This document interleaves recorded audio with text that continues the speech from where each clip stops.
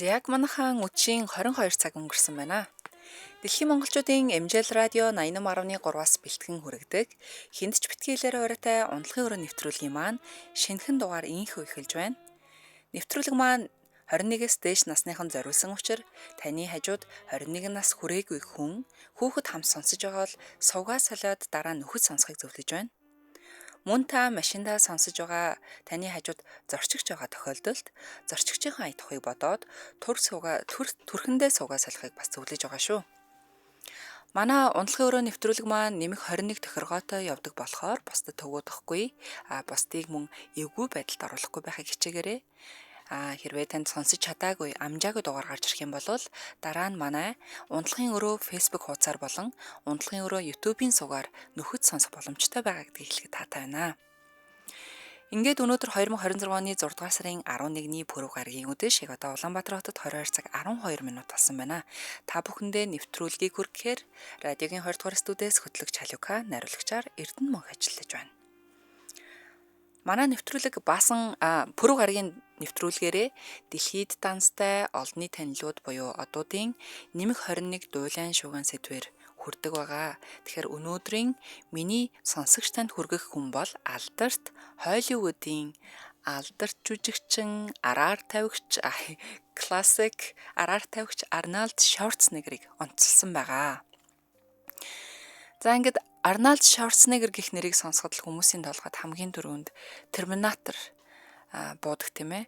Ялангуяа кинон дээр хэлдэг I'll be back гэдэг би буцаж ирнэ гэдэг яг энэ текстэн хэлдэг үг нь мөн савхин хүрм өмссөн төмөр шиг юм том булчинтай, ширүүн харцтай гэл Холливуудын дэлгэцийг дүүргэх хэмжээний юм авраг том биетэй эр санаанд буудгаа.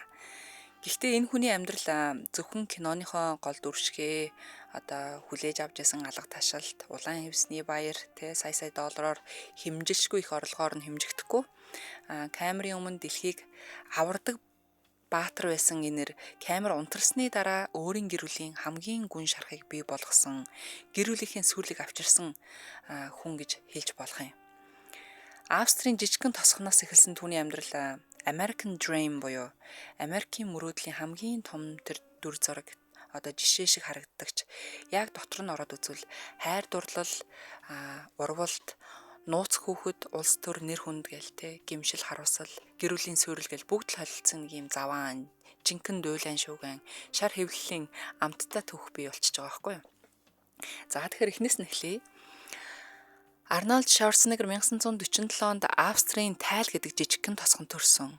Мэдээч тэр үеийн одоо дайны дараах Европ гэдэг өнөөдрийн бидний төсөөлдөг тайван гоё одоо аяллаа гол цэгүүдийн нэг болох Европ биш байсан. Тэр үеийн айлууд ядруухан, хоосон нойтон хомс амьдралтай, хүүхдүүдээ хатуу хүмүүжлэр өсгдөг. Хүүхэд залуусын ирээдүйн яг тийм тодорхойгүй үе гэж хэлж болох юм. Арнольдын гэр бүлч бас баян тансаг байгаагүй. Аав нь цагдаагийн ажилтай, маш их хатуу. Хүүхдүүдээ цэрэг шиг одоо цэргийн диктатураар хүмүүжлэр ингээд өсгсөн хүн байсан. Яг ийм орчинд өссөн жаахан хүүгийн дотор нэг л зүйл эртнээс буцаж эхэлсэн гэдэг. Арнольд өөртөө би энд амьдрахгүй, би жирийн амьдрахгүй, би дэлхийд танигдана гэж багаасаа бодож өсчлээ. Түүний дотоод одоо зөрүүд зан гэх юм уу зөрчил нь хожмын бүх амжилтыг нь төлж болсон гэж хэлж болох юм. За ингээд залуу Арнольд body building гэж ярьдаг штеп. Бодибилдингийн зааланд ороод зүгээр нэг дасгал хийгээгүй өөрийнхөө биеийг ирээдүйн амжилтанд хүргэх одоо паспорт болгож ашигласан гэж хэлж болно. Бие бялтран түнд одоо Австраас гарах тасалбар, Америкт очих одоо шалтаг дэлхийд танигдах хамгийн ихний зэвсэг болж өгсөн байгаа. Өдөр болгон л төмөр өргөж одоо хоолоо хэмжиж идэж одоо юу идэх үү яах вэ биеийнхээ одоо хэлбэр бүрийг ингээд хэлбэр дүрс одоо өнцөг бүрийг ингээд анхаарч харж байсан. Мөн тайзан дээр гарахтаа зүгээр нэг тамирчин шиг биш. Өөрийгөө үзүүлж чаддаг нэг юм шоумен гэж хэлдэг шүү дээ Яг тийм болгож ингэж төлөвшүүлсэн гэж хэлж болно. Тэрээр дөнгөж 20 настайдаа Mr. Universe бодибилдингийн хамгийн дэд цом эзэн болсон байдаг. Тэгээ энэс түүнийг энэ залуу нэг юм дуулгах нь гэсэн тийм тохиог дэлхийд даяар өгч чаджээ. Ингээд явсаар дараа нь Америкт очсон байдаг. Анхандаа тэрээр англи хэлээр сайн ярьдаггүй байж л дээ. Ядаж байхад Арналдын нэр нь хэлэхэд хэцүү. Аялга нь айгүй хатуу. Биеийнхаа нь Холливуудын одоо уламжлалт, романтик баатруудын одоо зөөлөн дүр төрөхгүй байсан байгаа юм. Эхэндээ олон хүн түүнийг болохоор ингээд энэ том үлэмж биетэй хэцүү аялагтай залуу яаж кинод болох гэсэн юм болоо гэж хардаг байсан байх. Харин Арнальд яг тэр сул талуудаа гэх юм уу одоо давуу тал болгосон. Түүний аялга нь бусдаас ялгарах тэмдэг болж одоо авраг биеийн дэлгэцэн дээр шууд анхаарал татах хүч болсон байгаа. Тэгээд эвгүй урт овг нь хүртэл те Schwarzenegger гэдэг овг нь хүртэл ийм мартагдашгүй брэнд болж хувирсан байдаг. Өөрөөр хэлбэл тэр өөрийгөө өөрчлөх гэж ерөөсөө оролдоогүй харин өөрийн ялгаатай байдлаа хөрөнгө мөнгө, алдар нэр, хүч чадалд хүргэж болох гүүр болгон ашигласан гэж хэлж болох юм аа.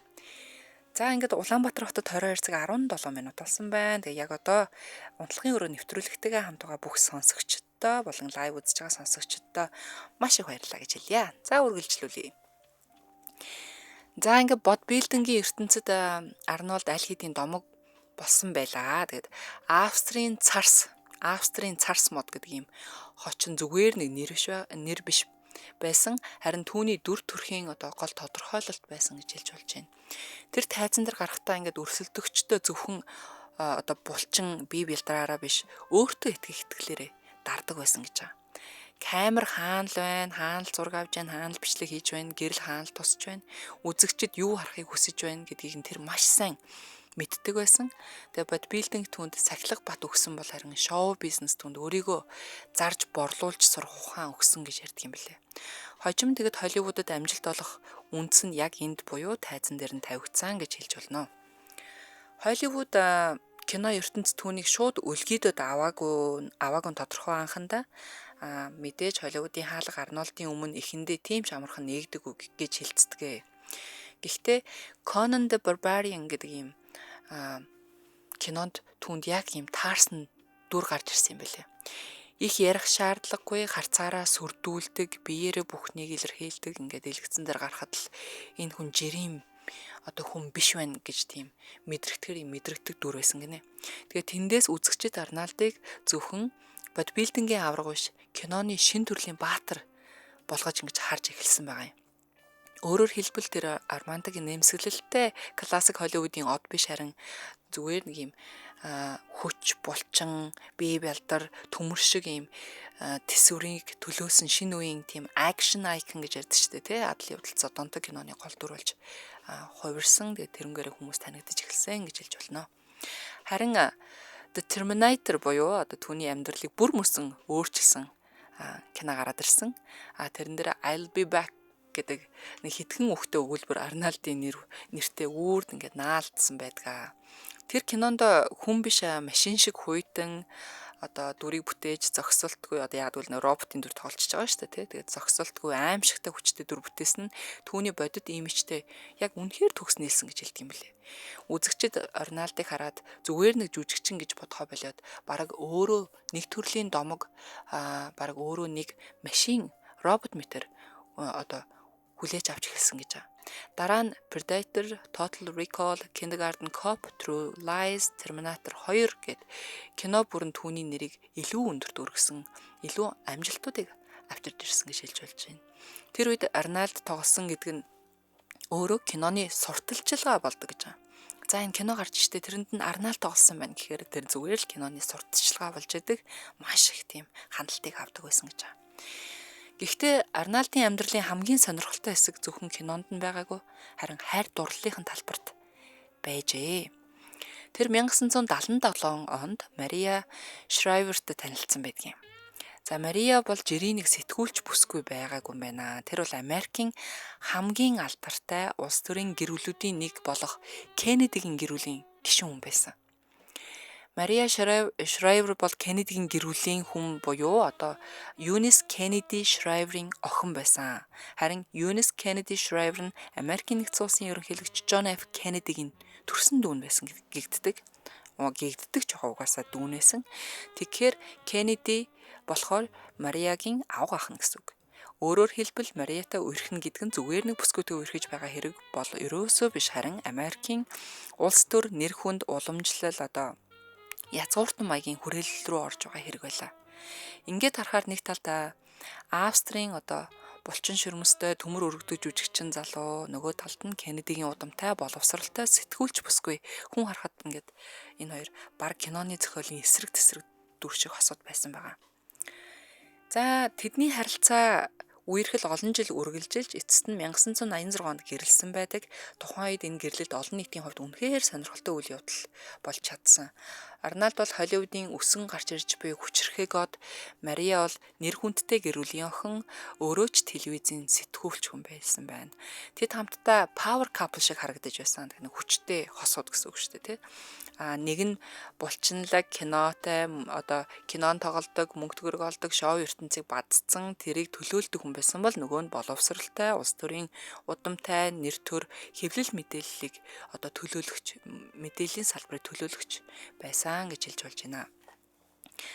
Ингээд нийтдээ тэр хоёр тэд 4 хүүхэдтэй болсон. Кэтрин, Кристина, Патрик, Кристофер гэд ийм 4 хүүхэдтэй болсон. Олон нийтэд харагдаж байсан одоо дүр зураг нь үнэхээр гоё гэрэл байлаа. Алдартай аав, ухаалаг ээж, тэ сайхан хүүхдүүд, том одоо ингээл том байшинтай, Холливуд ба улс төрийн одоо хосолсон нэр хүнд өнтер гэлээстэй бүх зүйл нь дутуу юм байхгүй гэрүүлээ. Тэгээд гэр бүлийн зургнууд нь сэтгүүл дээр гарахад хүмүүс нь ямар гоё амьдралтай вэ? Энэ яаж жинхэнэ American Dream гэдэг шүү дээ, тийм Америкийн мөрөөдлөөр амьдарч чадчих штэ гэдэг яг энэ хоёроос American Dream гэдэг зүйлийг хардаг байсан гэж байгаа. Гэхдээ яг тэр гоё зургийн ард олон жил дарагдсан нэг нууц байж л тээ. Тэр нууц ил гарахтаа зөвхөн гэрлэлтийг нь аваад зогсохгүй, бас Арнольдын олон 10 жил босгосон нэр төрийг нь бас ганхуулсан байгаамаа. За тэр нууц бол Арнольдын гэрийн үйлчлэгч, хүүхэд асрагч Mildred Patricia Baina буюу Patty Bainaтай холбоотой юм байна. Олон хүн үүнийг найны скандал гэж ярьдаг юм байна л та. Гэхдээ үнэндээ Patty Baina нь хүүхэд асрагч гэхээсээ илүү тэдний гэрт олон жил ажилласан гэрийн үйлчлэгч байсан байгаа. Хамгийн эвгүй нь энэ эмэгтэй гудамжинд таарсан одоо танихгүй хүн бол одоо огтгонж байгаагүй, харин Арнольд Мария хоёрын гэр бүлийн өдөр тутмын амьдралын дотор байсан гэр бүлийн гишүүн шиг болсон хүн байгаа юм л да. Тэгэд тэрээр гэр доторхыг босгоноос нь ахвал булан тохой хан хэрэмтэй дотор гадар гэр бүгдийг нь сайн мэддэг. Арнольд болон түүний гэргийн Мариагийн үр хүүхдийг тэдний хоол унд хувцас хунаар хичээл сургуулийн тэрэг нь бүр сайн мэднэ. Эхнэр болох Мариаг мөн Арнольдын хувийн амьдрал нууц гэд бүгдийг л мэдэхгүй зүйл байхгүй. Яг юм дотор халуун доонд нь буцалж явсан юм гэрийн үйлчлэгч эмэгтэй байгаа байхгүй юу. Тийм ч учраас яг энэ аффер буюу явдалт нь энгийн нэг нууц амаргийн түүхээс хамаагүй илүү тийм сонирхолтой, хүнд гэх юм уу, илүү хувийн, илүү одоо бусдад доромж, мэдрэмж төрүүлсэн тийм зүйл байсан гэж хэлж болох юм. Ингээд 1997 онд тэдний гэрийн үйлчлэгч Patty Baina хүү төрүүлсэн байдیں۔ Тэр хүүгээ Joseph Baina гэж нэрлсэн. Тэгэд хамгийн цочирдом хэсэг нь гэвэл тэр үед эхнэр нь болох Maria Shriver ч мөн Арнольдын баг хүү Кристоферыг төрүүлээд удаагүй байсан гинэ. Юу гэхээр Арнольд Шварценеггерийн Mildred Bainaтай одоо төрүүлсэн хүүн Joseph Baina гэж одоо хүү төрсөн. Хүүн болохоор 1997 оны 10 дугаар сарын 2-нд төрсөн гэж байна. Харин Арнольд болон Мария Шрайвер нарын баг хүүн одоо өөрийнхөө их нэртэйгээ төрүүлсэн баг хүүн гэсэн үг шүү дээ. Кристофер Шварценеггер нь болохоор 1997 оныхоо тухайн оныхоо 9-р сарын 27-нд төрсөн. Тэгэхээр энэ хоёр хүү ердөө 5 хоногийн зайтай төрсөн гэсэн үг. Хоорондоо 5 хоногийн зайтай төрсөн гэж боддоо. Тэгэхээр одоо мэдээж ингээд өөрөөр хэлбэл эхнэр нь нөхрийнхөө хүүхдийг төрүүлж байхад тэр гэрт ажилдаг эмэгтэй мөн тэр нөхрийнх нь хүүхдийг тээж төрүүлсэн гэсэн үг. Одоо энэ таймлайн буюу одоо үйл явдал нь цаг хугацааны ихээр олон нийтэд ил болоход хүмүүс бараг итгэж яддаг байсан гинэ. Учир нь энэ бол зүгээр нэг араар тавьсан түүх ч юм хэрэг байгаагүй. Харин гэр бүлийн доторх одоо эхнэрийнх нь одоо дотор буюу одоо эхнэрийнх нь яг хамар дор шахуу өрнсөн олон жилийн нууц амарлалын холбоо байсан байгаад байгаа юм. Энэ араар тавилт нь олон жилийн турш өрөөсөө ил гараагүй. айгуу сайн нууж чадсан гэх юм уу. Огт баригдахгүй л явуулдаад байсан юм шиг байна. Аль эсвэл байнгын явуулддаггүй маа гэхэд те баригдахгүй л ингээл энэ тэнд мерсер ингээл болон тохоод энэ тентхийн гэр орондоо ч хаан ч те баригдахгүй л явуулдаа л байж л те. За ингээд гэрийн үйлчлэгчээс нь ингээд Жозеф гэдэг хүү өсөж одоо төрөөд Жозеф өсөж томрох тусам Арналттай бүр ингээд улам адилхан болж эхэлсэн гэдэг. Түүний царай, биеийн хэлбэр, инээмсэглэл, харц нэтрэгээл зарим зүйл нь бүр нэг Арналтын хүү биш гэд хэлчихвэ гэсэн шиг тийм төстэй болж нуух тусмал хүмүүс хараад хүүч нү гэж асуумаар санагдтал хуулцсан юм шиг адилхан болж өссөөр байсан гинэ. Энэ үед гэрийн үйлчлэгч нь олон жил ханилан суусан байсан нөхрөөсөө хүртэл салах хэмжээнд тултлаа тийм адилхан болж өссөн гэж шүүхөн. Хүүг өөрийн хүүг гэж хар нялхаас нь өсгсөн аав нь үннийг мэдээд маш ихээр гомдож шаналаад салъя гэд хоёр тиш болцоож исэн удаатай юм байна одоо ээжээс нь. Арнольд болохоор өөрөө хожим нь энэ тухай ярихдаа Жозеф багтаа шууд өөрийнх нь хүү гэж анхандаа бол ингэж ерөөсөө мэддэггүй гинэ. Харин томрох тусмаа өсвөр наснд нь өөртөө адилхан болж эхлэхэд ойлгосон гэх утгатай зүйл ингээд ярилцлаганд хэлж ярьж байсан юм байна. Бас нэг ярилцлагыг би үзэж үзсэн. YouTube-ээр үзсэн л дээ. Тэгэхээр нэг 12, 13 настай хавцаад нь за яг ч миний хүү юм биш үү дээ гэж бодож эргэлзэж эхэлсэн гэж байгаа.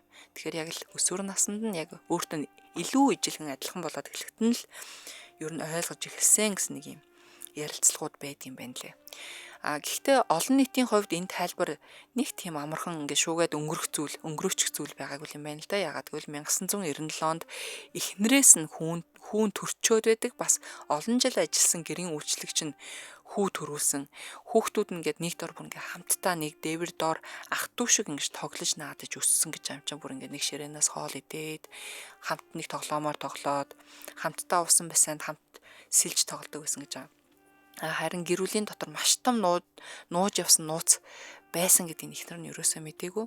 Тэгэд энэ бүх хугацаанд Мария юу ч мэдэхгүй явсан гэдэг нь өөрөө хамгийн том шарах буюу уралт юм л да нэг бодлын те. Ингээд явж 2011 онд бүх зүйл ил тод болж эхэлсэн гэж байгаа. Арнольд Калифорнийн захирагчийн албан тушаалаа өгсөний дараахан эхнэр Марияда үннээ хэлжээ. Зарим мэдээлэлээр гэр бүлийн зөвлөгөөний үеэр Мария энэ тухай шууд асууж Арнольд аргагүй ирэхэд хүлээн зөвшөөрсөн гэдэг. Тэгэхээр тэнд тэр мөчөд яг юу бас нэг төсөөлөгдчих хүндэлтэй. Олон жил хамт амьдарсан хайны жил авайл нөхөр нь 4 хүүхдийнх нь аав нь дэлхийд даяар маш алдартай карьертай хүн гэрт чинь ажиллаж байсан эмэгтэйгээс хүүхэдтэй гэдгээ хэлж байна гэж төсөөлөхөөр мэдээж амар хэцүү. Энэ бол зүгээр нэг энгийн гэр бүлийн хэрүүл маргаан гэхээсээ илүү хайртай хүндээ хуурцсан мэдрэмж, урвалт, итгэлцэл, нэр төр, эмэгтэй хүний шархалж буй зүрх сэтгэлтэй их хүний шанал гэд бүгдийг нэг зэрэг цогсон мөч гэж хэлж болох юм да. Тэгэхээр бүх зүйл нүдэн дээр нь нуруу унсан хорон байгаад байгаа. За энэ мэдээ ил гарах үед хэвлэл мэдээллээр жинхэнэ утгаараа гал авалзаж байлаа. Тэгээ шар сонин, телевиз, ток шоу, шивнээ, диживжөө, янз бүрийн ховжив сайтууд бүр энэ тухай бүгдээрээ ярьж эхэлсэн байгаа. Терминатор өөрийн гэр бүлээ устгалаа гэх маягийн юм гарчгууд сайгүй байсан. Учир нь Арнольд өөрөө дэлгэцэн дээр үргэлж хүчтэй, тийм хянаалттай, бүхнийг ялдаг юм баатрын дүр байгаад байхад гэтэл яг амьдрал дээрээ тэр өөрийн хамгийн ойрын хүмүүсийн итгэлийг хамгаалж чадаагүй. Тэгээд дайснаа биш өөрийнхөө хүслийг дийлээгүй хүн байгаад байгаа байхгүй юу? Түүний хамгийн том ялагдал бол кино театрт үзэсгэл ямар нэгэн дүрэндээ биш харин гэрийнх нь хаалганы цаана болсон хамгийн том ялагдaltaа гэж харддаг юм байна. За Мария Шрайверийн хувьд энэ бол зүгээр нэг салалтын шалтгаан бол байгаагүй. Амьдралынх нь бүхэл бүтэн зураг нурж унсан, өөрийнх нь хийж бүтээсэн босгосон амьдрал нь нурж унсан явдал болсон. Тэгэд тэр олон жил нөхөртөө итгэж, хүүхдүүдээ өсгөж, нөхрийнхөө улс төрийн карьер, киноны амжилт, олон нийтийн имижийн ардан зогсож арыг нь дааж байсан. Ялангуяа Калифорни мужийн амбан захирагч болоход эхнэрийнх нь улс төрийн гэр бүлийн Кеннеди гэдэг нэр нөлөө байж болсон гэж одоо байж байх магадaltaй гэж яригддаг. Гэтэл энэ бүхний ард ийм айхтар нууц байсныг мэднэ гэдэг ямар ч эмэгтэйд асар хүндэр тусган тодорхой. Мария зөвхөн одоо нөхөр минь намайг хуурчээ гэдэг мэдрэмжийг ерөөсөө аваагүй байх л та. Харин бүр би хамгаас хайртай эр нөхөртөө болон олон жил одоо итгэл хүлээлгэсэн гэрийн үйлчлэгч эмэгтэй хоёртой хуурдагдаж доромжлуулж амьдрчээ гэдгийг одоо мэдэж авсан байх. Тэгээд ийм урвалт хүнийг зүгээр нэг уурлууллаад өнгөрөхгүй шүү дээ. Ингээл уцаар л биш хилэн те өөрийнх нь харин өнгөрсөн амьдралыг хүртэл эргэлзээтэй болгож орхидог байхгүй юу. Тэгээд яг юу үнэн байсан юм бэ гэдээ одоо туулж өнгөрсөн амьдрал ер нь үнэн юм байсан юм уу гэх хэмжээний бүр бүх зүйлийг эргэлзээтэй болгож чаддгаараа бас амар хэцүүлтэй. Арналд хожим энэ бүхнийг өөрийн амьдралын хамгийн том алдаа гэж хүлээн зөвшөөрсөн байдаг. Тэр гэр бүлээ өвтгсөн, Мария гомдоосон, хүүхдүүдтэй шар хүлдээсэн гэдгээ нууч хаахгүй ярьсан байдаг. Гэхдээ хүний амьдралд зарим уучлал оройтдгоо. Уучлаарай гэдэг үг үн цэнтэйч өнгөрсөн 10 хэдэн жилийг устгаж чаддгүй маа гэдгийг бол ойлгосон гэсэн. Мария хүүхдүүд нь одоо тэгээ Жозеф одоо Пати Байна гэдэг одоо гэрийн үйлчлэгчтэй. Энэ бүгд энэ нууцын үр дагаврыг одоо өөр хэлбэрээр бас үүрсэн гэж хэлдэг. Хамгийн гашуун нь одоо энэ скандал буюу одоо араар тавилт нь хамгийн гэмгүн хүн болох одоо Жозеф гэж хүү байгаа. Хүртэл одоо Жозеф гэдэг хүү хүртэл төрсэн цагаасаа биш үнэн ил болсон цагаас эхлэн одоо олон нийтийн одоо бүх сувгуудаар олон нийтэд одоо бүр хов живэнд орж муугаар хилүүлэх гол дүрэн болсон буюу одоо амны бай болсон гэж одоо хэлж болно. Жозеф Байнагийн тухайд тэр өөрөө мэдээж буруутай байгаагүй одоо энэ үйлчлэгчээс нь гарсан хүүг яриад байна. Хүүхдэд угаасаа буруу байхгүй. Харин тэрээр томчуудын гаргасан буруу шийдвэр араар тавилт хуралтаас төрсэн хүү байгаад байгаа. Гэтэл дэлхийд даяар хүмүүс түүний цариг одоо Арналттай харьцуулж биеийг нь ажиглаж яг аав шигэ гэж бичиж энэ тэнд ярьж түүний байгаа оршихуйг хүртэл одоо хов живийн материал болгочихсон байгаад гэдэг нь бас харамсалтай. Жозеф хожим нь одоо фитнес жүжиг үл хөдлөх хөрөнгийн чиглэлээр өөрийн замаа хөөж эхэлсэн байдаг. Арналттай адилхан булчинлаг төрхтэй болсон нь мөн олон хүний анхаарлыг харахгүй татдаг. Гэхдээ мэдээч түүний амьдралыг хилтэй амтаа болгон шүүж араар тавилтаас төрсэн хүү гэж хошлуулж амьдрах нь бас их хүнд хувь тавилан байх болов уу гэж бодож байна. Тэгээд байнгын л хүмүүсээр энэ бутаж өгдөг шүү дээ. Энэ араар тавилтаас нь яагаад гэрийн үйлчлэгчтэйгээ явуулж чад энэ хүүг төрүүлсэн байл шүү. Тэгэл булан дохоо эргэх болгонд нь ярьдаг болохоор бас л их хэцүү хүн хувь тавиланд төрсэн хүү юм уу да гэж хэлэхээр. За үргэлжлүүлээд Арнальдын бас нэгэн дуйлан дагуулсан хайр дурлалын сенсац бол жүжигчин модель Брижет Нильсентэй холбоотой янаг амрагийн асуудал байдаг. Тэд Ред Соня кинон дээр хамт гар нийлэн ажиллаж байх үедээ арманчгэлдэг байсан тухайга Арнальд өөрийн номондоо дурдсан байдгийн байна. Энэ явдал хэдийгээр эхнэр Мариатай гэрлэхээс өмнө болсон ч Мариатай аль хэдийн олон жил үерхлийн харилцаатай байхдаа хүртэл үргэлжлүүлсэн гэгддэг юм байлээ. Тэгэхээр одоо ер нь бол жоохон тийм алдартай араар тавигч юм уу да хайшин гэж би бодож байна. Угаасаа нэг хүн чинь нэг удаа араар тавьсан л бол дахиж араар тавина гэж яригддаг шүү дээ. Тэгэхээр магадгүй бодит жишээ Арнальд өөрөө байх жишээний. Тэгээд хүмүүс одоо бас юу гэж ярьдаг вэ гэхээр гэрлээгүй байсан юм чинь араар тавилт бол биш штэ гэж хардаг үнцэг байдаг гинэ. Одоо тэр Брижет Нельсон гэдэг юм жүжигчин бүсгүйтэй. Яг тэгвэл тэр үедээ Арнальд Мариатай гэрлээгүй байсан, зүгээр үерхчихсэн. Тэгэхээр энэ төр чиг Альпиосны эхнэр нөхөр биш учраас араар тавилт бишээ гэж хардаг хэсэг байхад нөгөө хэсэг нь хайртай хүнтэйгээ олон жил хамт байсан бол энэ бол урвалт шүү. Наа чи араар тавилт гэж үзэж хардаг хэсэг байх жишээ нэ. За ямар ч үсэн энэ түүх Арнальдын эмэгтэйчүүдтэй холбоотой нэр хүндэд бас нэгэн тод тол болон үйлдсэн байдгийм байна. Брижет Нельсон гэх бүсгүй өөрөө ч тухайн үеийн энэхүү харилцааныхаа талаар хожим ярьж байсан юм байна. 1980-ад оны Холливуудын орчин өнөөдрийнхөөс тис өөр байсан үе Арнальд тухайн үед өөртөө маш их ихтгэлтэй одоо алдар нэр нь өсөж яваа. Эмэгтэйчүүдийн төв анхааралт байнга байдаг ирвэжээ.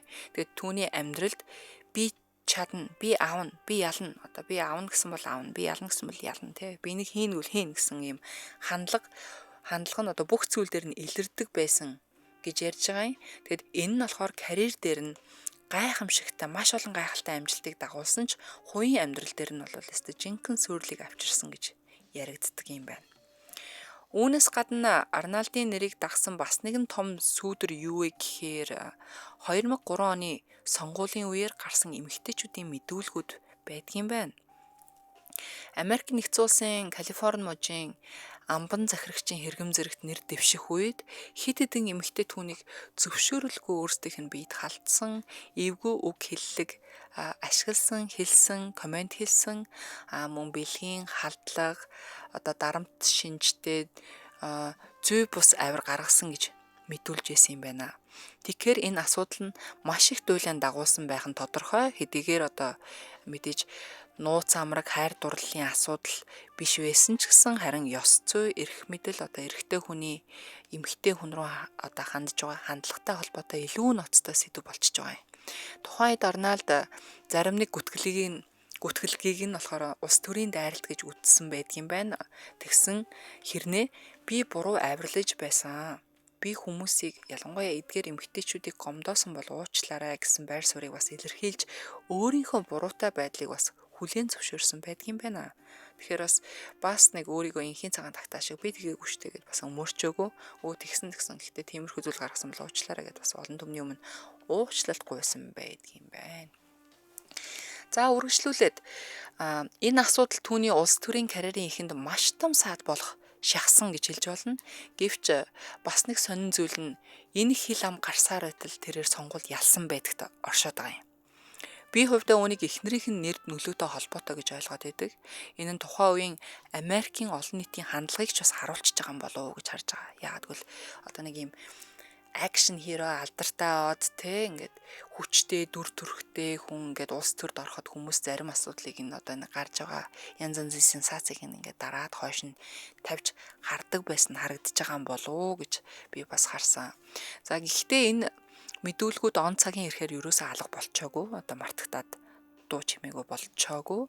Хожим нь Netflix-ийн баримтат кинонд Арнольд энэ талаар дахин сөхөж ярьж одоо тухайн үеийн үйлдэлүүдтэй гаргасан үйлдэлүүдтэй харамсаж буйгаа илэрхийлсэн юм байна.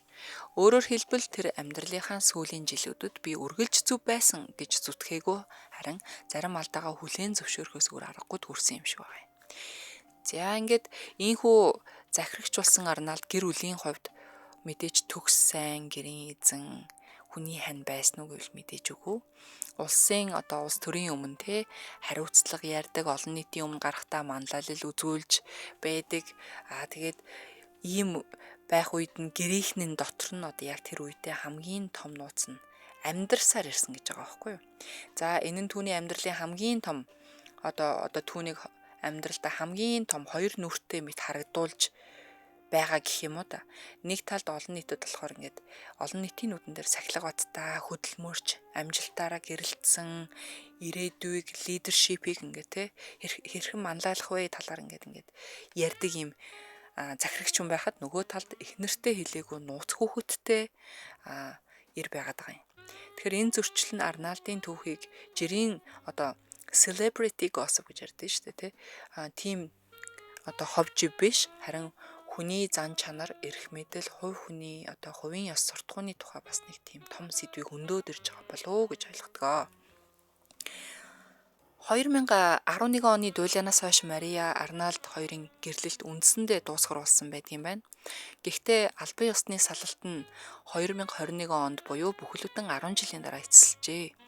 Бараг 10 жил үргэлжилсэн энэ процесс өөрөө тэдний амьдрал ямар төвхтэй байсныг хөрөнгө мөнгө хуваах тал дээр ч юм уу асуудлууд дээр үр хүүхдүүд, нэр хүнд, ажил одоо хэрэгэм зэрэг олон жилийн хамтын амьдрал хэрхэн салж нийлж байсныг одоо ингээ харуулцдаг.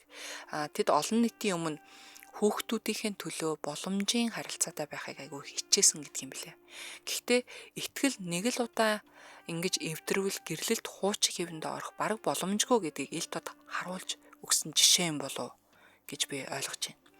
Мэдээж одоо ингээд хүмүүс жишээ авч ярьдэн штэ. Нэг одоо юу гэх юм бэ, араараа тавиулсан эсвэл нөгөө итгэлээ алдсан хүн бол ингээд аяг хаглаад буцааж наагаад ингээд дотор нь ус юм уу цай ихэр ингээд завсраар нь гоожод идэв штэ. Яг тийм болно гэдэг шиг те. Нэг л одоо энэ гой амьдарч яваад итгэл хугарсан бол хизээч хуучин хэвэндээ буцаж ороод яг л өмнөх шиг байна гэдэг бол угаасаа боломжгүй гэдгийг угаасаа бүгдээрээ мэдэх бах. Тэгээд тэрний ил тод жишээ нь болсон. Тэгээд судлаач юм уу одоо юу гэдгүүлээ гэрүүл судлаачаад энэ мундаг хүмүүсийн одоо гаргасан зүйл гэдэг л та жишээ томьёо гэх юм уу, араараа тавиулсан эрэгтэй ч үнэ эмэгтэй хүний сэтгэл зүйн автомашины осолд хүнд осолд шүү. Орсон юм шиг тийм дата хүн дээр гимтдэг гэж байгаа байхгүй юу.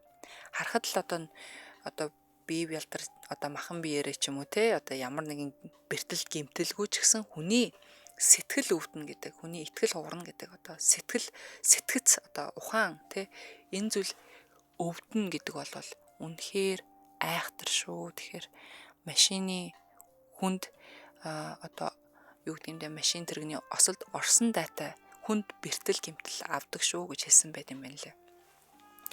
За үргэлжлээд Мария Шрайбер хожим өөрийн амьдралыг дахин босгох замыг сонгосон байдаг. Тэр өөрийгөө зөвхөн Арнальдын хууртагдсан эхнэр гэдэг дүрээр харуулахыг мэдээж хүсээгүй. Өөрөө угаасаа сэтгүүлч мэргэжилтэй, зохиолч, олон нийтийн дуу хоолой болдог өндөр боловсралтай, өөрөө ч их гоё эмэгтэй байхгүй юу. Түүний ярьсан ярилцлагуудаас ингээд харахад энэ салалт түнд маш хүн дээр тусцсан гэж ярьсан байдгийн. Тэрээр хэлэхдээ амьдралаа шинээр дахин босгох үнэхээр хэцүү байлаа. Маш их айдас, хүйдэс, уур уцаар, гомдол, цөхрөл, төөрөгдөлт мөн өөрийгөө дахин олох хэрэгцээгээд энэ бүхнийг би мэдэрсэн. Тэгээд ийм төрлийн урвалд зөвхөн гэрлэлтийг дуусгадаггүй хүнийг өөрөө өөртөө итгэх итгэлийг хүртэл дуусгар болгодог юм байна гэж хэлсэн байдаг. Өнөөдөр Арнальдын хувьд тэр сүүлийн жилүүдэд яг одоогоор Heather Milligan гэдэг эмэгтэйтэй удаан хугацааны харилцаатай явсан байна. Heather нь физик эмчилгээний мэргэжилтэй, Арнальдаас нэлээд дүү, харьцангуй намгүм амьдралтай хүн юм байна. Тэдний харилцаа өмнөх одоо дуулан шууган шиг юм олныг ингээд шуугуулсан ийм тийм дагуулдаггүй л дээ. Харин ч Арнальд нас ахих тусам илүү тайван, хувийн амьдралаа баг зэрэг бусдаас хамгаалсан өнгө аястай тийм болсон мэт харагддаг гинэ.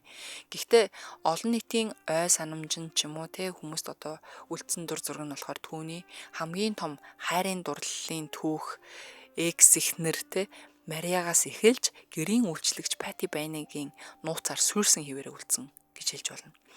Арнальдын хүүхдүүд ч өөр өөрийн замаар явсан байдаг. Охин Кэтрин Шварценеггер нь зохиолч болж жүжигчин Крис Праттай гэрлсэн гин. Харин хүү Патрик Шварценеггер нь жүжиг загвар бизнесийн чиглэлээр олонний анхааралд орсон бол охин Кристина, хүү Кристофер нар нь харьцангуй намгүм амьдралд аж түрэн амьдарч суудаг юм байна. Харин Жозеф Байнигийн хувьд одоо хүртэл олон нийтийн сонирхлын төвд амьдарсан хിവэр учир нь тэр Арнальдын алдарт булиа төрхийг хамгийн их санагдуулдаг юм байна. Булчингаа ингээд хөгжүүлсэн байдал нь наавтагаа ахуулсан зураг те фитнесийн бичлэгүүд нь хүмүүсийг одоо энэ яг залуу Арнальд байна гэх яриаг одоо дахин өдөдөг гинэ. Яг нэг аавыгаа өвчөд төрсөн ганц хүн гэж яригдсаар байдаг юм байна.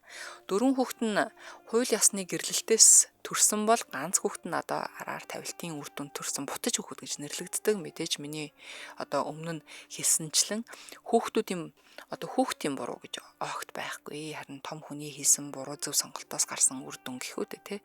Тиймээс энэ скандалыг ярихдаа Жоспиг буруутгах биш харин Арнальдын шийдвэр араар тавилт хариуцлагагүй байдлыг онцлох нь одоо шударга байгаад байх болов уу гэж бодож байна. За Арнальдын амьдралын хамгийн том парадокс нь энэ. Тэр сахилга бат одоо хөдөлмөр зориг амжилтын тухай одоо дэлхийд лекц уншиж болох хүн л дээ. Үнэхээр ч түүний одоо амжилтын түүх үнэхээр гайхалтай байдаг. Ядуу тасхноос гарч ирээд хэл мэдэхгүй шахан байж Америкт очоод булчин шүрмсээ ашиглаж карьераа босгоод те одоо тэгээд дэлхийн хамгийн алдартай жүжигчдийн нэг болоод зогсохгүй дараа нь улс төрд хүртэл ингээд орсон байдаг. Энэ бол жирийн нэг одоо хүний төсөөллөөс давсан амжилт гэж хэлж болно. Гэвч яг тэр хүн хувийн амьдрал дээрээ хамгийн энгийн зүйл болох үнэнч байдал гэр бүлийн итгэлцлийг хамгаалж чадаагүй бас оршоод байгаа. Тийм болохоор Арнольдыг зөвхөн терминатор гэж харах нь дутуу харахтай адил л та. Түүнийг зөвхөн амжилтын бэлэг тэмдэг гэж одоо харахаас илүү тэр бол хүний хүсэл мөрөөдөл гэдэг зүйл хүнийг ямар өндөрт хүргэж болдгийг одоо харуулсан тод жишээ. Гэхдээ бас нэр алдар эрх мэдэл, дур хүсэл одоо өөртөө хит итгэх байдал хүнийг хамгийн ойр хүмүүсээ шархлуулахад хүргэж болдгийг харуулсан нэг ёсны анхаарал юм уу да. За Арнольдын амьдралын гялалцсан хэсэг нь урам одоо өгдөг болвол одоо яг энэ тэр нууц амраг араар тавилтын дуулан сэрэмжлүүлэг болдог гэж хэлэхэд бас хэлсдэггүй болов гэж бодож байна. Тэгээ би бас хувьдаа яг энэ Жозеф гэдэг хүүгийнх нь зургийг харж л байсан л та. Аавыгаа яг бүр ингээд аавынхаа залуу төрхийг ингээд өвчөөд төрцсөн юм шиг хөө идэх юм блэ. Үнэхээр ижлэгэн. Тэгэд өөрийнх нь болохоор яг ингээд албан ёсны гэрлэлтээс нь ингээд одоо төрсэн хүүхдүүд нь болохоор арай жоохон тийм өөр байгаад байгаа юм шиг харагддаг. Тэрийг бол одоо мэдээж сонсогч болгон ингээд хараад өөрөөр харах байх л та. Гэтэ би бас тэгж анзаардаг шүү. Яг тэр нөө бутаж хүүхэд нь буюу гэрийн үйлчлэгчээс нь төрсэн хүүн болохоор яг л өөрийнх нь ингээд намайг хүүн биш гэд хэлчих үйдэ гэсэн юм шиг ижилхэн төрсөн. За одоо найруулагч маань ингээд зургийг нь өгчихсэн байна. Арнольдын одоо бутчгүй буюу гэрийн үйлчлэгч Пати хоёрын нь одоо ихтэй сургууль юм уу эсвэл хай скул төгсөжсэн ахлах ингээд төгсөжсэн яг юм төгсөлтийн үеийн баярын зураг байна л да. Тэгэхээр ингээ харахаар яг л аав байгаад байгаа зү. Үнэхээр аав байгаад байгаа байхгүй юу? За эцэст нь хэлэхэд Арнольд Шварценеггер бол дэлхийд танигдсан алдартай одоо маш олон одоо тайз дэлгэцээр одоо ингээд шалгарч гарч ирсэн ялагч хүн. Гэхдээ бас ялагдaltaй гэсэн үг. Тэр бол мэдээж домог гэхдээ маш их толботой бас цагаан инхийн цагаан тагтаа шиг байгаагүй. Тэрээр кинон дээр дэлхийг аварсан баатрын дүр гэхдээ гэртээ бол баатар байж ерөөсөж чадаагүй ирхэн болчихж байгаа юм. Арнольдын түүх ийм учраас л айгүй их сонирхолтой бас их гашуун байдаг болов. Ялангуяа би өнөөдрийн одоо мэдээллийг бэлдэж суухдаа маш олон одоо олонд ил болсон фактуудыг уншаад нэг хүнийг маш ихээр өрөвдсөн л дөө. Тэр нь болохоор эхнэр болох Мария байсан. Эхнэрийг нь маш ихээр өрөвдсөн нь нугаад яах вэ? Ямар ч эмэгтэй хүн одоо хайргүй хүндээ 4 хүүхэд төрүүлж өгөхгүй л байхгүй юу, тийм ээ? Зөвхөн наад талын жишээ нь гэхэд үр хүүхэд дээр ярихад тийм бицтэй. Мах цус ясаа таслан байж, тийм ээ? Их өрөвдсөн энэ эмэгтэйг бодоод.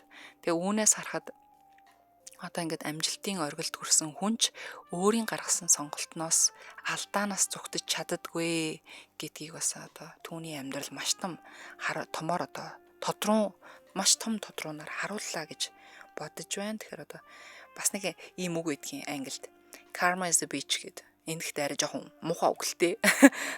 Карма гэдгийг бол манайхан ойлгон тийм ээ. Гэхдээ одоо bitch гэдэг үгийг монголоор шууд орчуулбал муухай. Тэгэхээр ямар ч байсан одоо монгол үг нь юу вэ? Би яг одоо санаанд орчихгүй байна л та.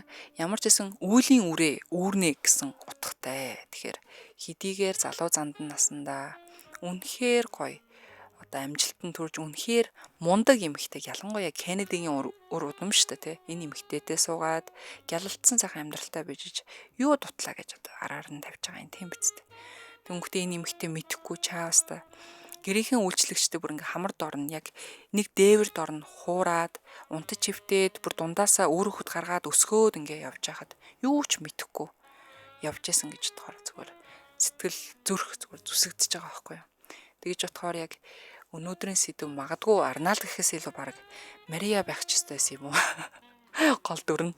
Тэгэхээр ямар тач энэ нэмэгтэй зөв шийдвэр гаргасан. Тэгээд хүн хизээч одоо өөрийгөө дормжлуулаад удаан байх ёсгүй газараа тисээд хүлцэнгүй байгаад байх ёсгүй байх. Ялангуяа одоо эмэгтэй хүн гэдэг чинь өөрийнхөө одоо тэр бие хааг те одоо юу гэдгийг ариун дагшин гэсэн бүхний ингээ хайртай хүндээ өгдөг төрлийн хүн. Тэнгүүтээ 4 удаа мах цус ясаа таслан байж салган байж бие хаа бүх гоо үзэсгэлэн залуунаас зандан одоо юу гэдгийг те бүгдийгээ өрөн байж ингээд амьдралынхаа одоо туршид энэ хүний төлөө амьдарч арыг нь дааж одоо юу гэдгийг нэр алдар карьер гэл бүх зүйлийнх нь ард бат зогсож байхад ингээ буцаагаад ийм хариу аавна гэдэг бол үнэхээр сэтгэл шархлан байлаа. Тэгээд би өөрөө болохоор Арнольд Шварценеггер гэл анх жоохон байхдаа бас нэг амбан захирагч юм байна гэж сонсоод ёо ямар мундаг юм бэ, энэ хүнд ер нь чадахгүй юм байна уу гэж боддог байсан байхгүй юу.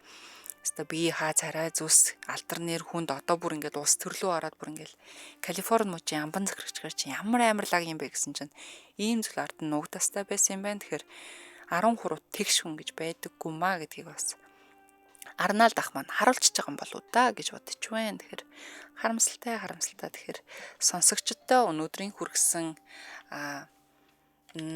одоо гол дүрийн эзэн маань болохоор Терминатор киногоороо алдартай бидний сайн мэдих ноён Терминатор буюу Арнольд Шварценеггер байсан байгаа. Тэгэхээр та бүхэнд хүргэсэн мэдээлэл маань таалагдсан гэдэгт найдаж байна.